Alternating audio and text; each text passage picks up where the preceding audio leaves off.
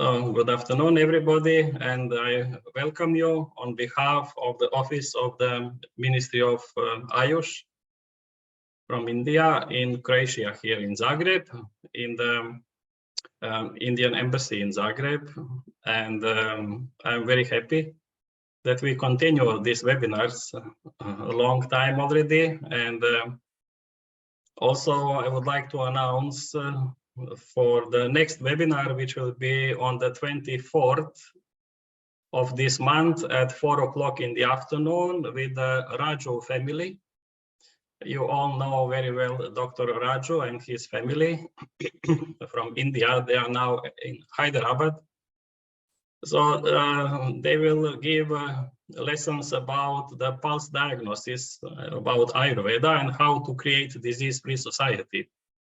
So this will be the topic of the next webinar on the 24th of this month at 4 o'clock in the afternoon. The same link and the same time. So please, if you are free to join that webinar also, it will be very interesting. Dr. Raju is one of the most prominent experts of Ayurveda in India, spending many years with Maharishi Mahesh Yogi and promoting Ayurveda in all continents.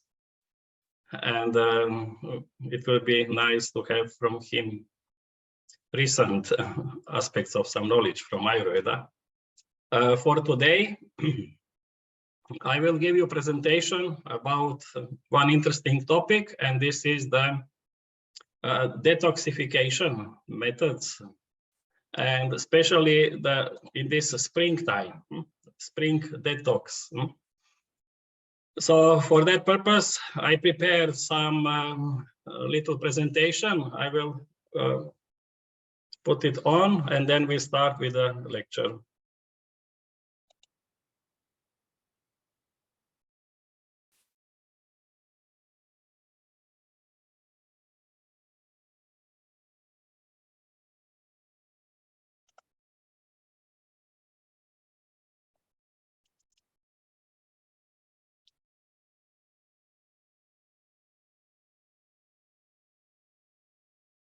So you are able to see the screen?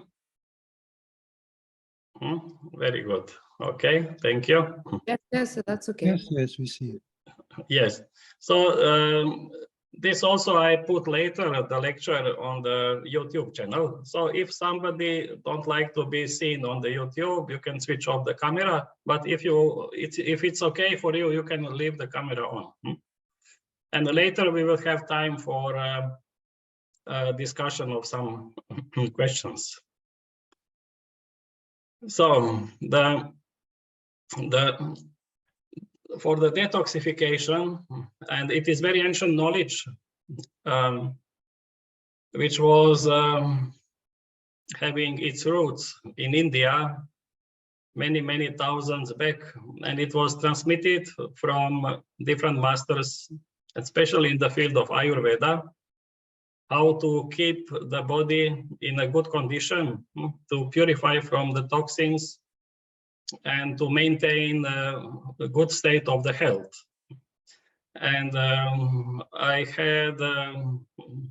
was very happy to have the opportunity to meet such great experts of the Ayurveda, and even having time with them, moving in the mountains and searching some herbs. One of them, and the most and the greatest expert for the herbs in India, was Dr. Balraj Maharishi. And here is the picture. I was with him together on the mountain Vlašić in Bosnia. And we spent some time together. We were going into the mountain and looking for the herbs. He is a really great master and enlightened person, very great saint. And he knew more than 5,000 herbs, different herbs. But most of all, he was able to speak with the herbs. And I was witnessing how he used to take in the mountain the herb, keeping in the hand, and communicating with that herb. So that herb will tell him everything about itself and how for which purpose it is useful and how to prepare it even, and many things. So this was a very beautiful time and learning from such a great master. And what is most important is that you have a love for the herbs.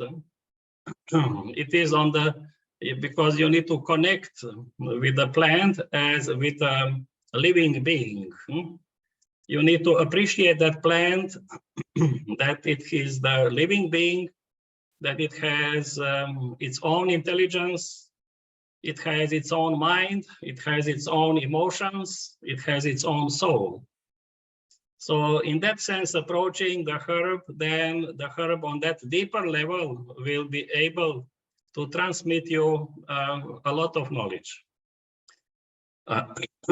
Also, I had the opportunity to learn about the herbs 1982 from one great Croatian herbalist who is not alive anymore also. And he was holding the first seminar education about the medicinal plants. I was attending that seminar. And I found a similarity from the traditional medicine in each country and the ancient medicine. Traditionally in India, in Ayurveda, there is a great similarity regarding approach, regarding the usefulness of the herbs, and many things. So then, also some other herbalists I used to meet and learn from them. They were all, what was common to all of them was love for nature, and love for those herbs. And when they are collecting herbs, they don't use the knife or some sharp things, but with the hands. And before they pick up the herb, they pray to the herb. And they are asking herb to permission to be picked up. And then they thank to the herb, and with a loving attention approaching and picking up the herb, that it can serve its purpose to help humanity to heal the different illnesses. And this is the end of evolution of the herb, to be useful, as it is our own life. What is the purpose of our life? It's not for us, just the end of the purpose of our life is to be useful for the life of the whole universe, to support the life of the whole universe in a positive way. So like this, the end of the life of the herb is fulfilled when it is used to support the health and the life of the other beings. So in that way, they say that the herb recognizes your attention and then opens all its power and its intelligence to be on your disposal for healing. So then when the herb is picked in that way, then it has great medicinal and healing power. Otherwise, if you just grow the herbs and kind of like plantage and mechanically collecting without proper attention, everything, then the herb is hiding its power. It is hiding its power, and the healing power is much less. So this is one thing, that the quality is important. It was never the quantity, and the, quantity and quality, they are two opposite things.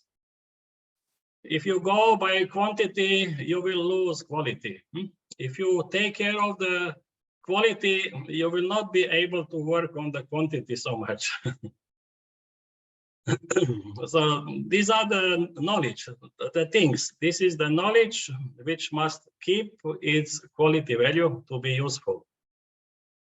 So this, just like for introduction, I want to tell you about my background about the herbs, why I am speaking about that field, that I was also dealing with that, but I preferred more staying in the field of yoga later. And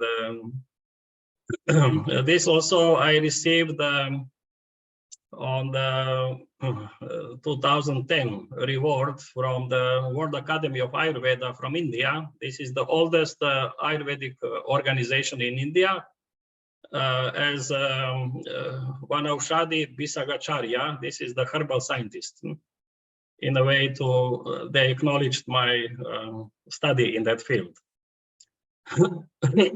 So, as I said, what is the most important in our life is to achieve, to live in tune with the nature. And what does it mean to live in a tune with the nature? For that, we need to know what is the nature of the nature. With what we need to be in a tune. So,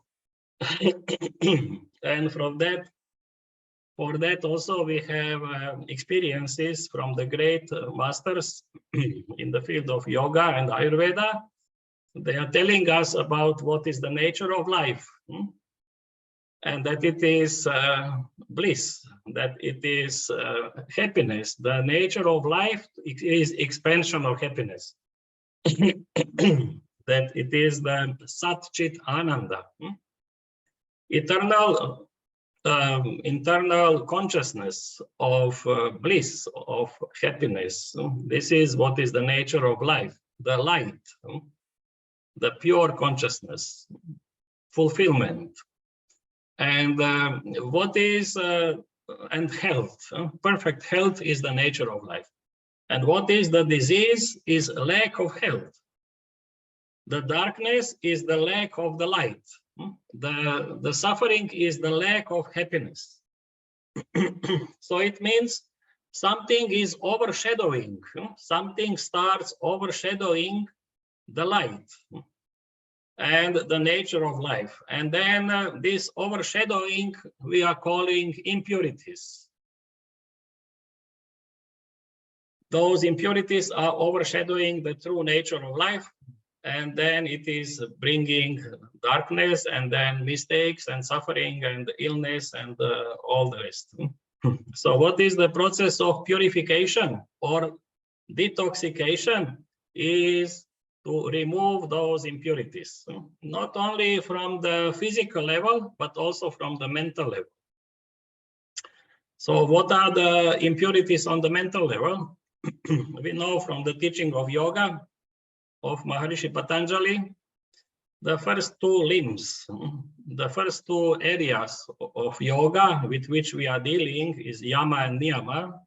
Yama are the principles, the qualities of the absolute level of life, of that Satchit Ananda, by which the life is ruled. These are the basic principles which are at the basis, the basic laws of nature of the absolute level of life, of the source of life, by which the life is organized. So living in accord with the nature means living in accord with those principles of yama and niyama.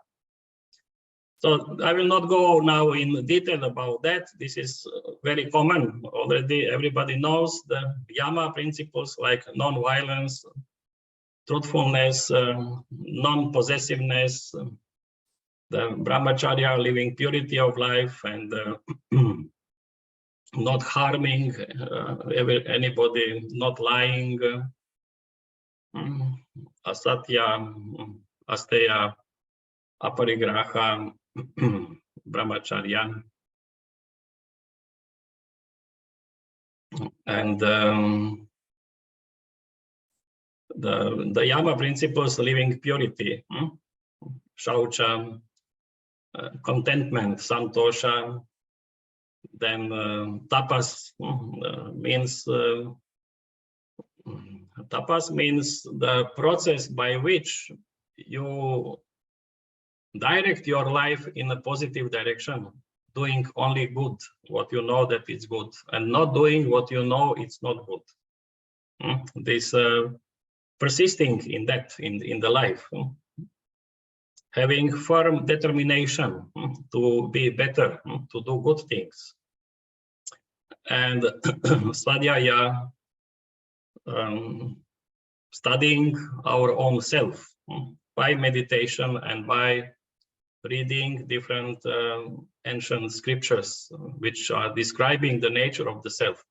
And Ishvara Pranidhana, living in tune with the cosmic ruler, the God who created everything and who sustains everything and takes care of all life. So those values are important. Then we can keep our subjective aspect of the life in the purity. It means whatever we are perceiving, to whatever experience we are exposed, through the proper condition of our consciousness, which should be very awake intelligence, awake state of consciousness, clear state of consciousness, harmonious on all levels, then you can digest those experiences, your mental agni, which is related to the buddhi aspect or intelligence aspect. That mental agni will be able to digest all those experiences and create mental rasa. It means some useful knowledge which will strengthen your cognition and knowledge about life, which will develop your knowledge about life. But if that mental agni, is not in a good condition, it means if your ability of understanding whatever you experience, so whatever we see here through the five senses, or through the mind, or through the what comes as a memory to us, any kind of content, we need to understand that. Understanding is digesting. And through that digestion, we are getting some knowledge. Or we are not able to understand, then we are creating mental ama.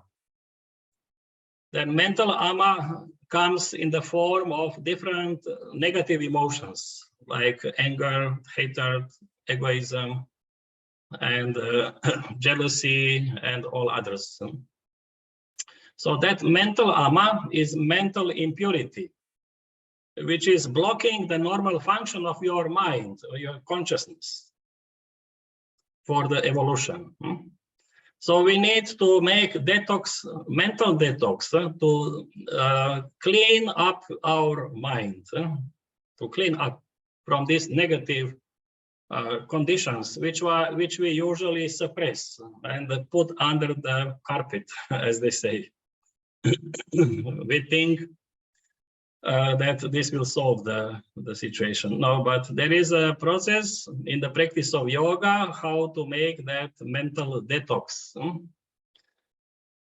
And this is the process of meditation, as for example, transcendental meditation, to bring the consciousness to that settled condition where it becomes clear, crystal clear, pure, and settled, and then all functions of consciousness becomes better. Understanding becomes better, perception becomes better, and on all levels. Then we can better digest whatever is there. Also, another principle of mental detox Patanjali gives as a practice of Pratipaksha Bhavanam. Pratipaksha Bhavanam means think opposite. In the second chapter of the Yoga Sutras of Patanjali, where he is explaining the principles of Yama Niyama, then he is giving suggestion in which way this is useful for our life. And then he says, whenever you become aware or conscious of some negative thoughts in any way, don't follow them. Don't go by those thoughts, but just have understanding that they are something because of some impurities inside, which are distorting those thoughts in that negative character. And then you remember which are the opposite values to those negative thoughts. So then he says, think opposite. If you see that some thoughts comes to you, which are in a negative context, violence or whatever, then he says, think opposite. And then we bring in our awareness that opposite value, which is positive value, which is the expression of the light. And then this is affecting our consciousness and transforming our consciousness into more harmonious value where there is no more domination of that negativity. So instantly you can transform your state of consciousness. This is in the waking state. That's why those principles are very important. And this is also like Jesus Christ said, when somebody hit you on one side of the face, then turn the other cheek, the other side. It is not literally like that, what he was thinking, but he said, turn the other side. It means if you experience the violence, don't go by violence in return, but with the peace. The opposite of the violence is peace. This means the Pratipaksha Bhavana. So the teaching of the Jesus Christ is the same as teaching of Patanjali, related to the principles of Yama and Niyama. So he was also teaching the principles of Yama and Niyama to his disciples, but in his language, not in the Sanskrit language. So this is very important. In that way, you can feel that purity of your consciousness, which is a beautiful thing. That in your consciousness, in yourself, you are not occupied by any kind of negative feelings. You are not carrying the hatred or accusation or jealousy or anger or egoistic tendencies. You know, all those things is then not allowing. They are not allowing you that you can live purity of life, you know, that you can live those positive values. So that's why we need to understand what are the positive values in life and become very firm in understanding about that and have resolution or making sankalpa. And this is the aspect of tapas. That from today, I make resolution that I will follow those positive values. And whenever I become conscious, aware of some negativity coming in me, I will turn to the positive side. This is not suppressing, but this is just transforming. The yoga is the process of transformation, not the process of suppression. So like this, your toxins you transform into the nectar. This is the alchemy of Ayurveda and the alchemy of yoga, that all the negativity which is there, you can transform them instantly into the positivity, or the poison. Poison you transform into the nectar. Negative thoughts are poisoning the body. Negative feelings, everything is poisoning the body. And the positive thoughts are stimulating flow of ojas and soma. It is stimulating the creation of the nectar inside the body, the positive values. So then we are human beings which have ability to be conscious and have a free will. We should never forget about that we have free will, and what is our life depends only on us. We have free will what to think. It is our own consciousness. We are at the basis of our consciousness. That I, it's commander. So that I can decide which way it will go in the life. Whether you cannot go both ways.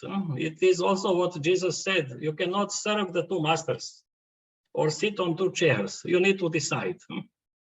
Whether you follow your ego with all kind of negative things which comes up, or you will follow the nature of your soul and the values which are the connected with the value of with the nature of your soul. Whether we follow our wrong identity or we come back to our true identity and behave according to the nature of our true identity. If we behave in accord with the nature of our true identity, then we become that. We become that. We are then coming closer to our soul. But if you accept the things which comes from the wrong identity, then you will be coming more close to the wrong identity, even more. So this is that mental aspect. And by that transformation, slowly, you are day by day increasing in living the purity. And this is the freedom, experience of more freedom and more happiness, more bliss in the life, more simplicity. You know, you become more, we can say, poor in your consciousness. Less thoughts, less, and more of your own self. If you are very rich in your consciousness, it means having so much unnecessary things. Because in the consciousness, what comes, it's what is needed at the moment. Otherwise, it will be free. It is it is completely free. But what thoughts comes according, the mind is created instantaneously when it is needed. If it's not needed, then the mind is not there. It's not constantly there all the time. Somebody who is very rich, he has the mind 24 hours, all the time active. Somebody who is poor in the mind means the mind comes when it is needed. And in a very simple way. So then also this relates to the Vedantic principle of detoxification, that the purity and impurity from the Vedantic point of view, they consider absolute or the state of pure consciousness as a purity and the relative impurity. From that concept also comes the word dosha. Dosha, like dosha means impurity. And even when we say vata, pitta, kapha as a doshas, it means also as expression of impurity in the according with Vedanta.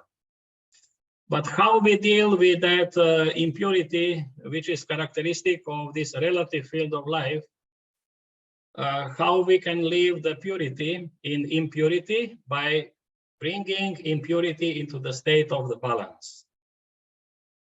So when that field of life, which is characterized in Vedanta as the field of impurity, because it's relative, it's diversity, it's not just only unity, then if you achieve the balance in that field of diversity, then that diversity will be expressing the quality of unity. And then you will be able to perceive unity everywhere. So this is the final detoxification, that achieving unity state of consciousness, that you can see unity inside, unity outside, everywhere. So for that process, for that purpose, we need to work on the purification of all levels of our existence. On the physical level, energy level, mental level, and the soul level. And in that sense, yoga and Ayurveda have very concrete practices to help us achieving those purities. As to purify the function of the Vayu, of the life energy on the physical level, so that it operates with our physical body in a normal way, keeping it in a health condition. It is Vayu Shuddhi. Shuddhi means purification. So it is the regular practice of asana, is the practice of Vayu Shuddhi, to remove all the tension from the physical level of life and stress, so that the life energy can freely move and organize its activity for the body to be healthy. So these are the practices of asanas and the kriyas as Vayu Shuddhi practices. The life energy on the level of the body called Vayu, like to be in a normal condition. So this is very important to practice daily, asana and the kriyas. Kriyas as Kapalabhati Kriya and Uddiyana Kriya, these two main kriyas. And also practice of some shat karmas in yoga. It is there depending on the need of the body. If the body has some congestion, some channels, whether channels for receiving something in our body, these are the channels of the upper part of the body up to the heart or the diaphragm, the stomach. We are the channels for receiving and channels for elimination from the navel down. And then we have the part between the navel and the heart, where there is a process of digestion and assimilation of useful, nourishing values for our physiology to grow. So there are three processes: receiving, then whatever you receive, you digest, and then you metabolize, build up your body tissues to be strong, healthy, and then the waste or ama you eliminate. So then there are some practices in yoga. If there is some blockage in the process of elimination, then you can remove those blockages, purify, like basti or elimination, some enema. Or if there is a blockage in the upper part, then neti. If this is a blockage in the channels of the nostrils, you cannot breathe properly, or some other thing. But this you do only if it's necessary, those kind of kriyas in Shat Karma.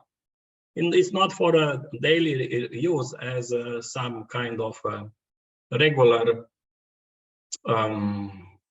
habitual thing that you do. But you do that only if it's necessary. And also the panchakarma and the pranayamas. Pranayama is very important to purify the energy level of life, the pranamaya kosha. Also, this is called nadi shuddhi practices. Nadis are the energy channels on that level of pranamaya kosha, and to purify them, we have the practices of anuloma viloma and nadi shodhana pranayama. So some asana practice, daily important, some kriyas like Kapalabhati, Uddiyana Kriya, then some pranayamas, some to purify the energy level, and meditation to purify the mental level and the up to the soul. What is the purification of the soul? That the soul recognize that it is one with the cosmic soul, that individual soul is one with the cosmic soul. This is the result of the purification of individual soul. So this you achieve through the meditation, through experiencing samadhi.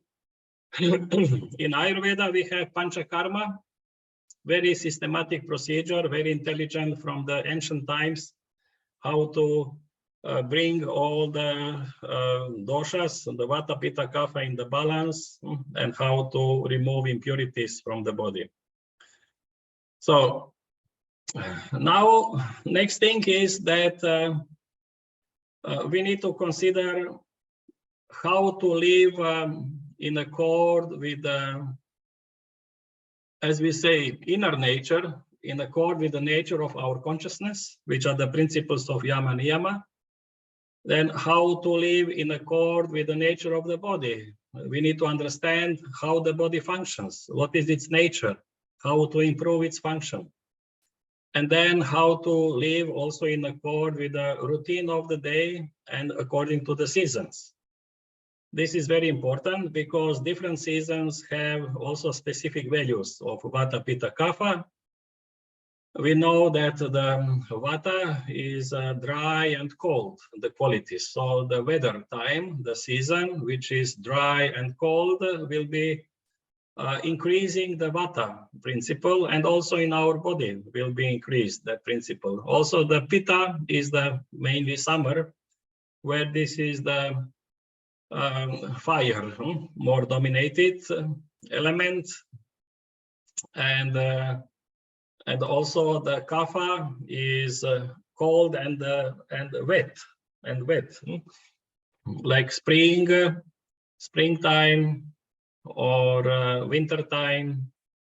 So then, according to those changings in the nature, we can see the intelligence of the nature, how is organizing its life. And that's why we can observe also everything in nature has these characteristics of Vata, Pitta, Kapha, even the plants. And the plants has specific characteristics, not only Vata, Pitta, and Kapha, but also related to the experience through the five senses. It has a specific shape, some herbs, the leaves and the flowers and the taste and the color and the smell and hardness or softness. Through all five senses, you can distinguish specific characteristics of the plants. Now, we will see how we can use that knowledge and to balance those specific characteristics of the plants with the specific characteristic of the season and our own condition. So this is the next aspect. We will go more in a more detail now. So this brings us actually the knowledge that we understand that nature is very intelligent, and that it is in nature, the herbs which are growing at a specific time are most appropriate for that season and for that time and for your condition of your body. So it's actually what to use from nature and what to eat. Everything is very simple. Use what is available at that time. Use what is growing around you at that moment. This is most appropriate for your body at that moment. So because the nature is giving you everything what you need, you just need to accept that with the gratitude, what nature is giving us. Because nature is very intelligent, it takes care of us, takes care not only of us, but of all creatures or everything in the universe in a very holistic and intelligent way. So that's why there is recommendation to use the plants which are growing in your area, and also use the seasonal plants which are growing in your area at that season, at that time. So this is one. Once I was going with one old herbalist over the mountain, and then we crossed some village. We came, and then he told me, now I will tell you from which illness the people in that house is suffering. And then he was knocking on the door of that house, and people opened. Then he was asking whether somebody is suffering in the home from such and such illness. And they said, yes, how you know? And he said, I was just looking which kind of the herbs are naturally growing around your house, near your house. And by that he knew for what purpose those herbs are useful. So then he said, nature always gives the medicine very close to you. It is always taking care of you.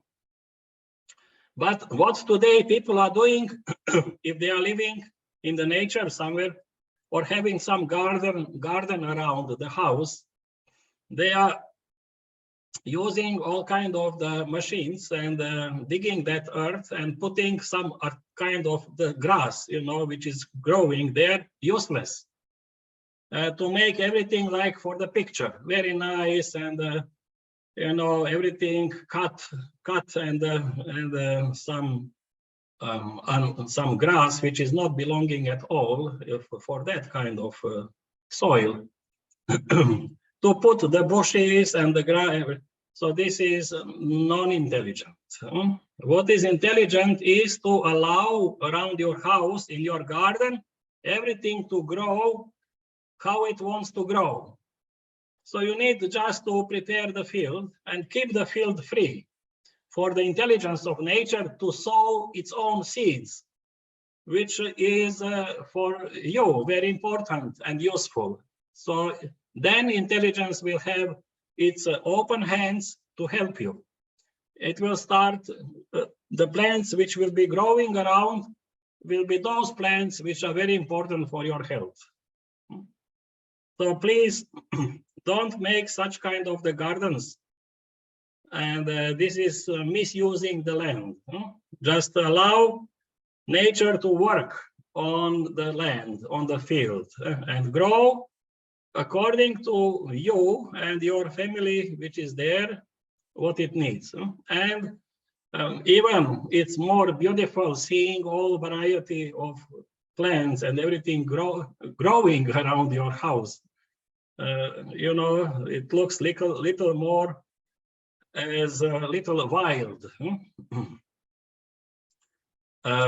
But it is not wild. It has its own intelligence and order in it. So this is one important thing I learned from that old person.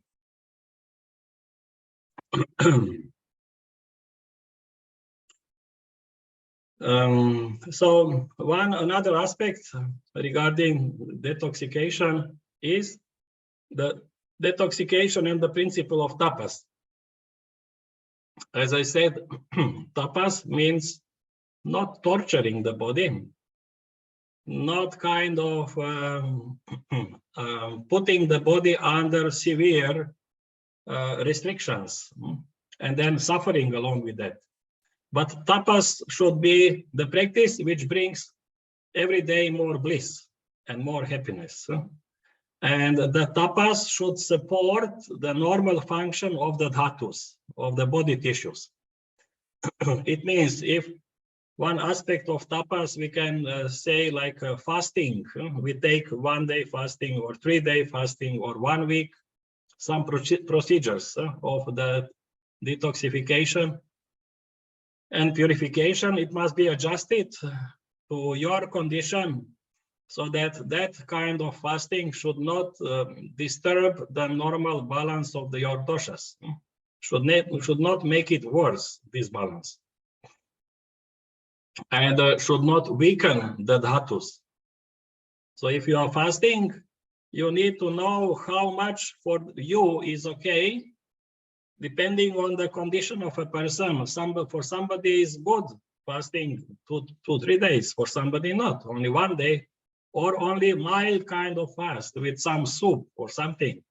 Because if somebody is weak and you are fasting, what the purpose of fasting is to burn up the impurities, but not to start burning up the healthy tissue, which builds up your body, dhatus. You should not weaken the dhatus by fasting or by detoxification. That's why that concept of tapas is something what is strengthening us. And also, if you are doing some kind of that detoxification or purification, you don't tell this to many people, to anybody. This is personal thing. And as Jesus also said, nobody should know that you are fasting. Nobody should notice at all that you are undergoing process of the fasting. It is something secret, private, inner, and then it gives the best results. If you know, today people have tendency to put on the Facebook or internet different kind of these social medias, everything what they are doing in their life. This is also not very much useful for the life. Some things which relates to your own life, you need to deal with that, not exposing that publicly, and saying, now I am undergoing fasting, now I am doing that, and it just putting you in other direction and diminishing the effect of what you are doing. So you should fast in secret, just for yourself, and for your own sake. Why you are fasting? To become more pure, more in the image of the God, nothing else. You want to remove impurities, which is distorting you, which is distorting your image, that it is not in the image of the God. So during fasting, then you remember God, you remember these positive values, and you are coming closer to that. And then you are feeling more and more free and happy and everything in that sense. But not that I am now forbidding myself eating this or that or whatever, like punishing myself or restricting myself, or in any sense, some negative connotation or something hard. I'm doing now something hard. I'm doing tapas. I'm kind of starving or anything. It is just the ego exhibition, not in a real sense. But it is kind from positive kind during the fast, during detoxification. During the detoxification, you are thinking about becoming closer to the nature of the God, not dealing with any kind of negative things. So, in that sense, there is a lot of things we can do to purify ourselves using the plants from the nature, wild plants, and which we can use in a daily eating. For example, the Hippocrates, he said, let the food be your medicine and let medicine be your food. So it means that we can take that kind of style of life that we introduce in our life habit, the eating habit, more and more the plants which are growing wild in the nature, which have a lot of medicinal value. For example, one of such a plant is primrose, Primula vulgaris, the primrose. It is, the name says, this is the first flower in the spring, in spring. It's beautiful flower. And why it comes? The nature is giving us that flower in the spring. Why? That we should use it. It's not just for a decoration, but it has its purpose. It has very great medicinal value and balancing value for our physiology, because after the winter, because during the winter, the Agni is weakened. Because of the cold weather and everything, the Agni is less strong. That's why in the winter we need to use some more spices, more spicy food, and to strengthen the Agni, and also more cooked food. I was speaking with some yogis, like one ancient yogi, I mean, was very old, 120 years. We had Maharishi Swami Demurti. Also, I was speaking with Swami Shankardas, the disciple of Tatwale Baba in Rishikesh. There he is still living there. And some other yogis, they all told me that, you know, I was asking about kind of food, what they are eating, and whether raw food it is, they are living more on what they are living. And they say that during winter, they use more cooked food, and during summer, they use more raw food, very intelligently, and in accord with the nature of the season, because summer is hot, then the digestive fire is stronger. And also, then more raw food, like eating more fruits and vegetables, which are like a salads, which is possible to eat. In that sense, has more cooling effects on the physiology, and it's also better digested. But this they don't eat during winter. During winter, they eat more cooked food because it's more easy digestible and have a heating effect on the body, gives the body more temperature and heat. So they follow that kind of balance according to the season. That's why, in that sense, I saw that they don't follow any specific kind of method of eating like we have today, vegan or vegetarian or raw food or no food or all kind of different methods. And then you are trying to follow that and exclusively. But no, they are just looking what is appropriate for them at a specific time of the year and specific condition of their physiology, what to eat and what is available in the nature at that time. Very simple. For example, that primrose has the beautiful flowers you can use in a salad. And they are rich with the vitamins, and they are purifying the blood and purifying the function of the liver, those flowers of the primrose. Because during winter, then the liver becomes, has more difficult to work because there is more to digest toxins and purify the blood and everything. And because of the nature of the food items, more heavy food and like that. So then nature is giving us this. Then we should go in nature and use the whole plant. The leaves are rich with the vitamin C, and the root is excellent to reduce the kapha, disturbance of the kapha. If there is a lot of accumulation of the mucus, then that root is stimulating, purifying the breathing system, removing that mucus from the breathing system.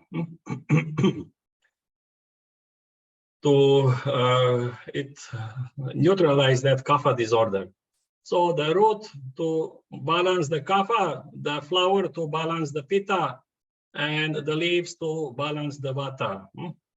In the spring, in the transition from winter, which some imbalance can happen, then this is the first plant which nature gives to bring balance in our life. So this is something, these are not some herbs which you can just take in a like isolation, some teas in a smaller quantity. You can use it on a daily basis as a food item. So then another one is bear's garlic. Bear's garlic, I took that picture near my house there. It's growing a lot. In this time of the year, it is very much available, and also has very great medicinal qualities. And it is used to lower blood pressure and for the improvement of the cardiovascular system, respiratory system, also digestive system problems, and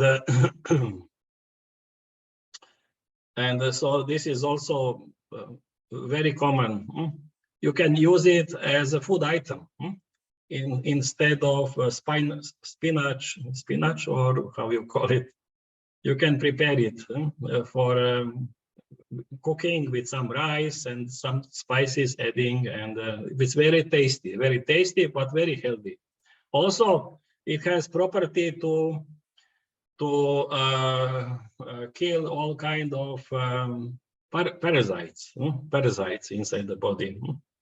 and it is and also bacteria and viruses, and it strengthens immune system and everything. So you see, such things are growing all very near to us, and we are ignoring that, and we are going to the pharmacies, looking for something, some medicines which can help us.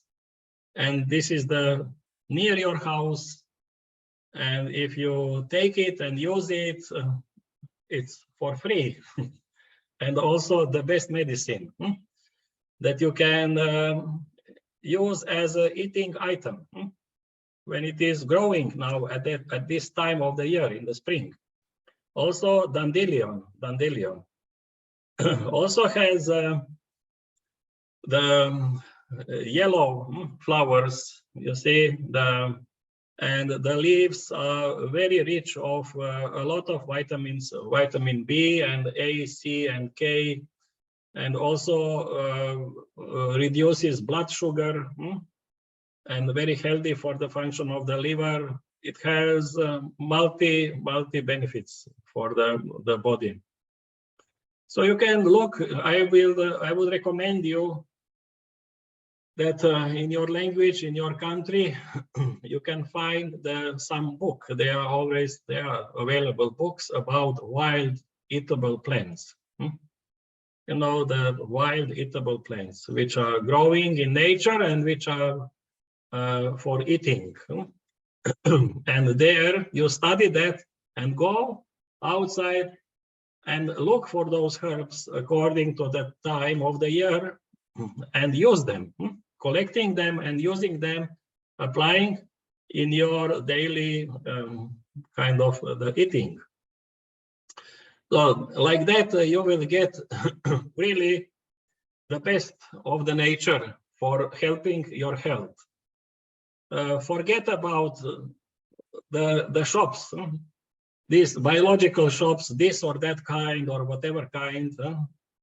The nature is the best shop where you can go in the mountain, even if you are living in the city, go once in a week out of the city, go somewhere in nature and enjoy the nature, walking, breathing the fresh air, and having nice company with the herbs. And then you can collect some herbs for your like food items for that week. Next week we can use them some here and there.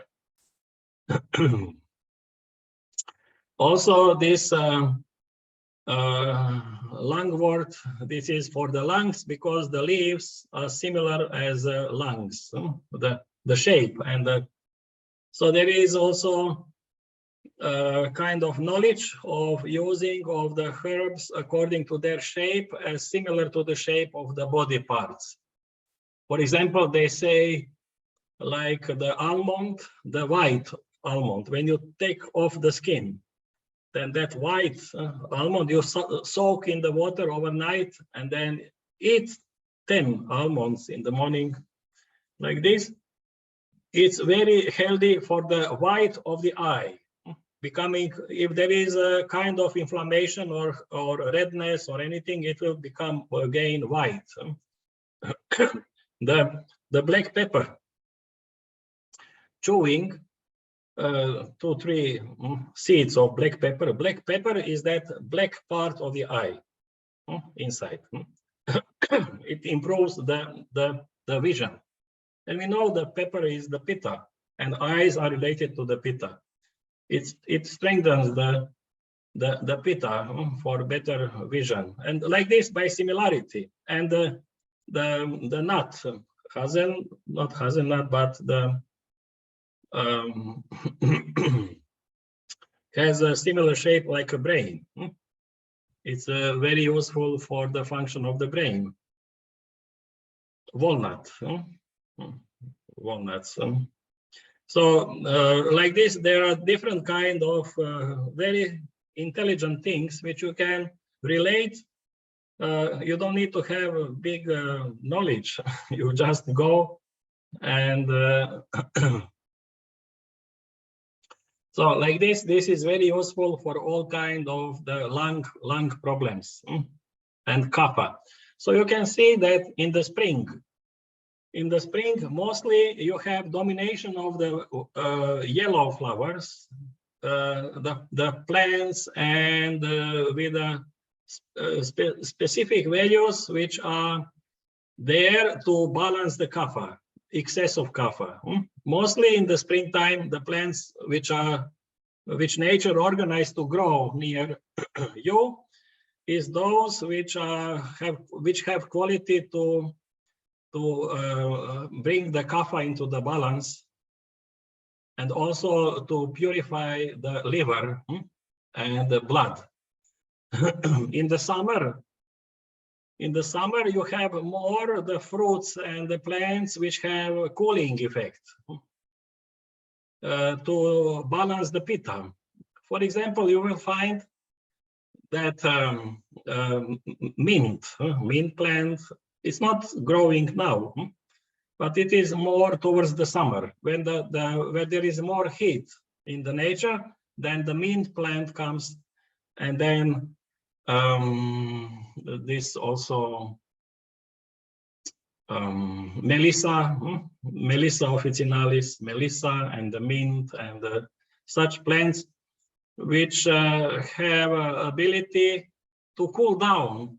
So that's why you don't need to think much. Go in the nature, pick up what is available and use it. This is all philosophy about how to live and how to have a proper diet. You know, the nature takes care of that, intelligence of the nature. That's why use that intelligence. See what is around, what is growing near you, use that and enjoy and be thankful to nature, taking care of you. Then viola, the beautiful plant and the flowers, you know, because in the spring there is a lot of kind of flowering, a lot of flowering of the trees and the different plants and everything, a lot of flowering. And then some people have allergic, and this is also a kapha related problem, the allergies. And those allergies can be very beautifully balanced with the usefulness of viola. That's why the nature gives you the antidote. You know, if somebody is having allergies for those a lot of flowerings, and then you can use viola. And there is one very useful medicine. This is from one very known, you know, the herbalist Maurice Messeguet from France. He was very famous in recognizing the usefulness of the herbs and had a great success in healing people. So he gave one recipe of using one pinch of viola flowers, and then 20 grams of the onion, red onion, and the garlic also. So, and then putting over that 1 liter of the boiled water and keep it for some time, and then drinking that. It's excellent to eliminate the this allergic reactions. So then stinging nettle. So I chose about 7 herbs now, because we don't have too much time for this occasion to go in more herbs, you know, but some herbs I chose which are growing now in spring and which you can use as food items, which you can eat, put in the salad or prepare.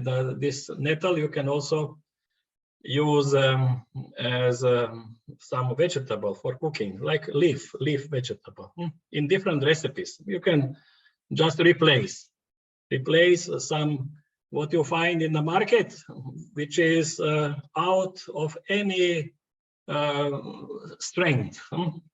It has no strength, no life power in itself. Just looks like vegetable. With those vegetables which are growing in nature, and they have the full strength of the 5 elements, because they are absorbing the power of 5 elements when they are grown. The rain, the water, the sun, the soil, everything is there. But what is grown inside some kind of greenhouses or whatever, it's not directly exposed, neither to the rain, neither to the sun, neither to the wind or other elements. It's missing. Those plants can look very nice, beautiful, and can be organic. You know, you don't use any kind of fertilizer with pesticides or something, but it is weak. It has no power, no life power in itself. But this, what you find in the nature, is 100 times stronger to give you the life power, virya, to give you the life power and strength for the life. So like this is very well known as a lot of vitamins. Because why you need to go to this pharmacy shops buying vitamins? Because there is so much vitamins in the nature around you, in all kind of different herbs which are growing.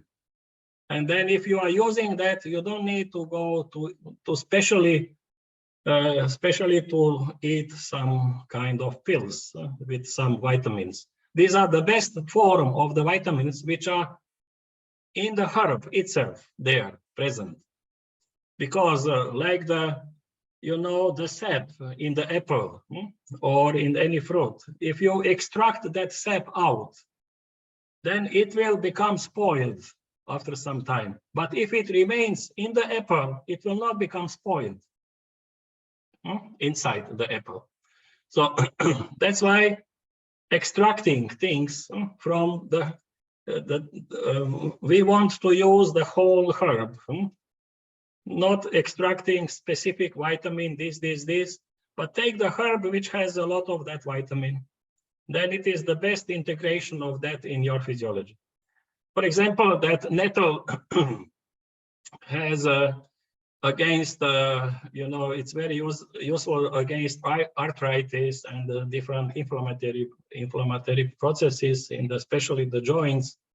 And but also it's very if it is mixed with a horsetail, another herb, horsetail, half. You mix nettle and the horsetail half, and then with that, from that mixture, you make a tea. That tea is keep making your bones strong as iron.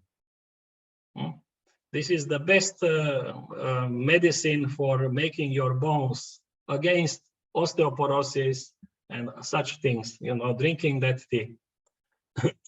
But under certain conditions, not more than half a liter a day. And after 3 months, making pause for 3 months, and because the horsetail has more silicium in itself, and if some has problem with the kidneys, then you must be careful not to take too much. But otherwise, it is fantastic for strong bones.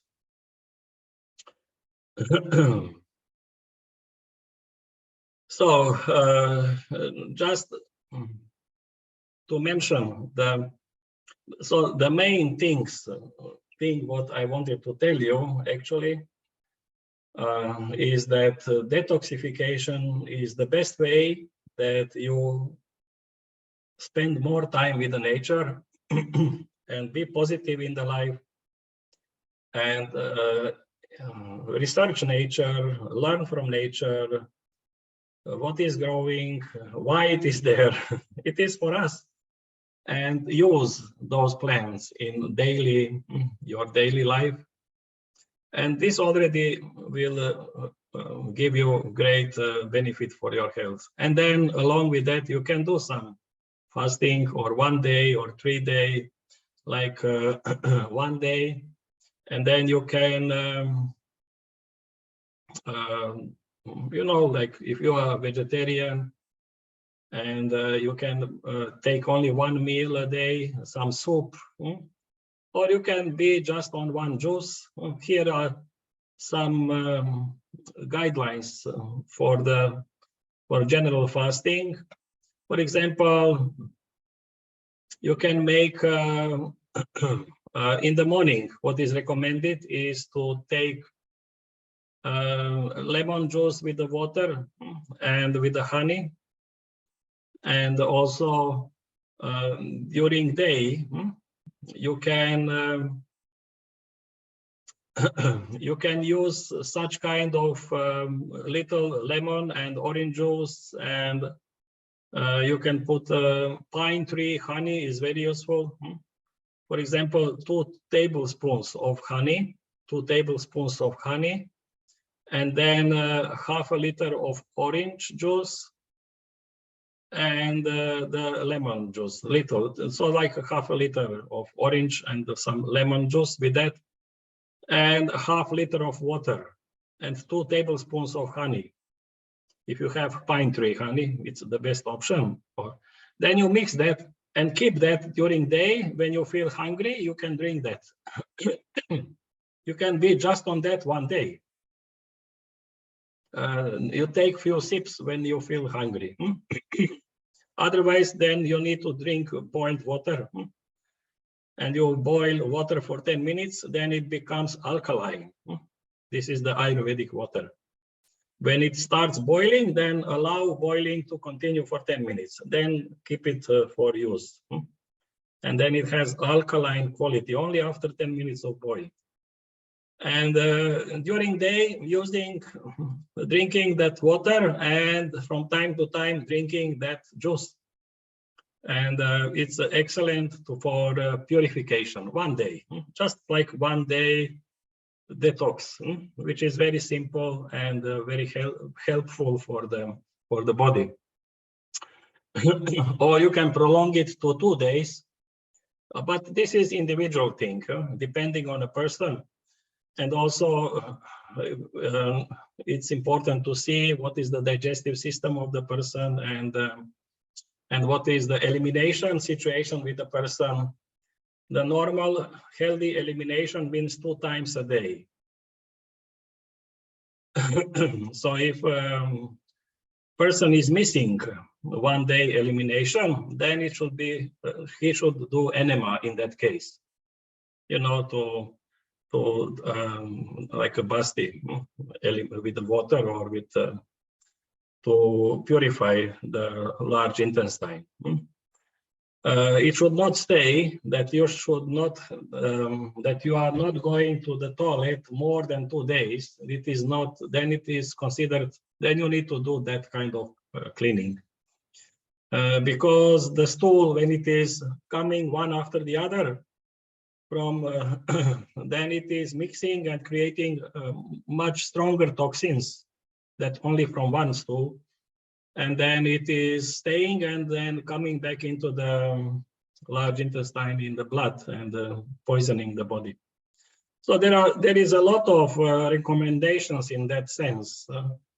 And also from Panchakarma, Purva Karma process of drinking the ghee, Snehana process, you know, the oleation therapy, how it is done in a proper way. And then doing the Virechana after 4 or 5 days, so that those fatty values from the ghee, what you are drinking, it is taking from your cells the impurities. It is binding impurity on these fatty molecules of the ghee, and directing to the digestive tract, and then from the large colon eliminating by ricinus oil, some Virechan process, and like this also kind of, it takes 1 week just for that practice. This is like preparation practice for a real Panchakarma. So there are different methods. Or one method is that it's a 1 month detoxification process. This is very traditionally in yoga called, It is the process that on the full moon, you eat the full amount of the food, and then every day you reduce that amount until the empty moon. When there is no moon, then you don't eat anything, then you fast. And then next day, starting very little, again, increasing up to the full plate for the full moon. So in such kind of cycles, they also gave recommendation to regulate your eating, and then also gives good purification and for the body. So now we crossed the time already a lot, and just I wanted to ask you if you have any question now, because to going in a more details in this purification processes as this some fasting or from panchakarma or shat karma, for that we need to see individually, specifically what is most appropriate in that sense. But this is kind of a general knowledge about the detoxification, that is not only cleaning the large intestine, but also means cleaning the whole field of our life, from the consciousness to the energy level and all levels. So if you have any question, just for a few minutes, you can ask. Yes, I have a question, Jadranko. Yes. You recommended to get strong bones, you recommended a mixture of stinging nettle and horsetail, right? Mm-hmm. Was that to drink it as a tea or to mix the herbs as to eat them? No, just mixing those herbs. You can dry them and keep as a dry herb for making tea. You take a half a liter of water, boiled, and then 1 big spoon of that mixture put in that half a liter. Okay. And allow boiling half a minute. You know, when this boiling half a minute, after that, remove from the fire and keep it 20 minutes covered. And after that, you drink without sugar. Without sugar.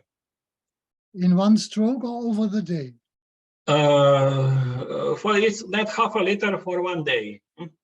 Over the day you can spread it. Yes, you can take 1 cup morning, 1 cup evening. Yeah, okay. Yes, like that. Yeah, thank you.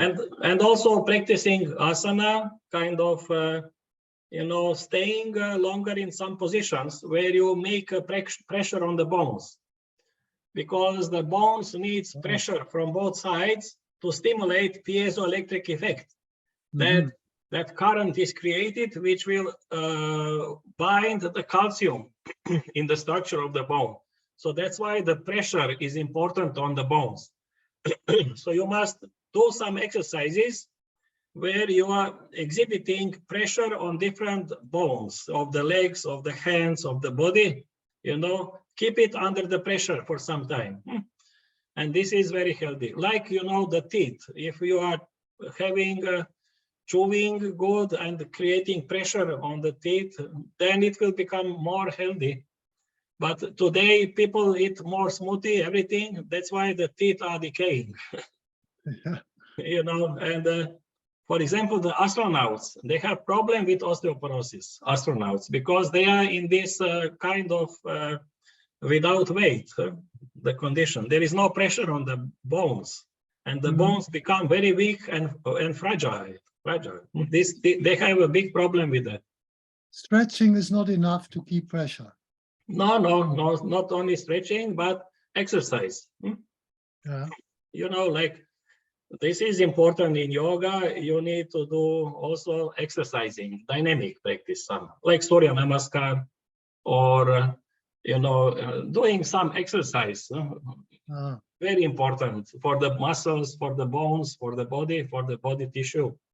And stretching has other effects to release the tension. This you achieve by stretching. But also you need to keep the body strong. they say the body is use it or lose it.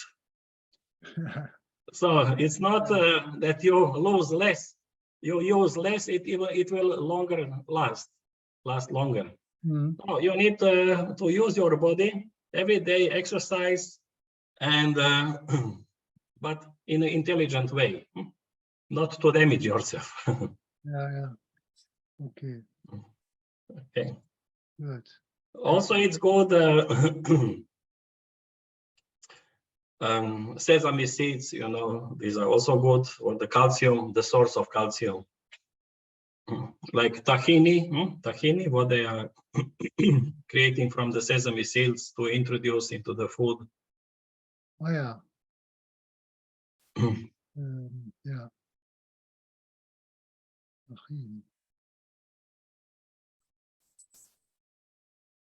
Okay, so if there is some other question. So if there is no question more, then I thank you very much for being present on this webinar. And I'm inviting you to join next webinar on the 24th of this month, 4 o'clock in the afternoon, with our guests, our dear Raju family, Dr. Raju and his son and daughter. Oh. So thank you very much. Yes.